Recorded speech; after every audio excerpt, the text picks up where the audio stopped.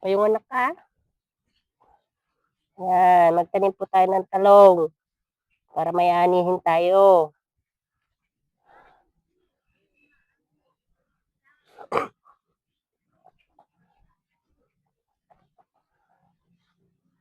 Yan, dito po tayo sa bukid, sa bahay kubo ni Daddy.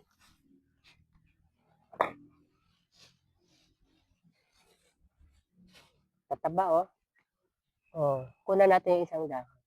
Yan, para maging healthy. Ganun po ang diskarte sa pagtatanim po.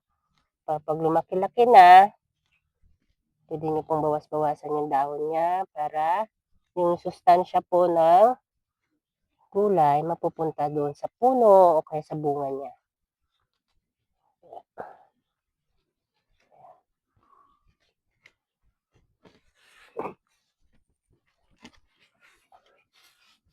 Yan yung mga okra mo, pwede mong bawas-bawasan yung dahon yan. Yung naninilaw, bawasan mo na agad.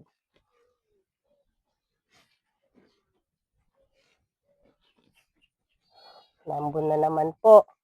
Sa panahon ngayon na tag-ulan, ay naku, taghirap kung sabihin nila. Kaya po dapat matuto tayong magtanim. Mamahal po ng mga bilihin ngayon, mga gulay, mga karne. Ay naku, alam nyo lang, kung may bukid naman kayo at may pagtatanamnan, tanim na po kayo. Kung wala, sa paso. Tanim po kayo sa paso. Ayan. Tanggalan natin yung naninilaw. Naambon po.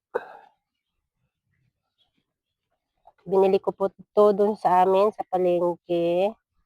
7.20 po. O, sa 7.20 na yon, 20 pesos. Mamumunga yan. Sa 7 piraso, mamumunga, sabay-sabay. Ilang kilo yon, o. Bawi mo. Kung babawi nyo po yung binili nyo po binhi ng talong. At pag namunga ang talong, sige-sige ang bunga niyan.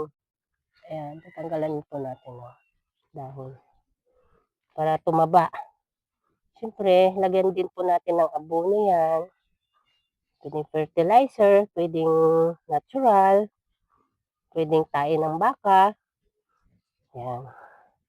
Mga nabubulok, mga dahon.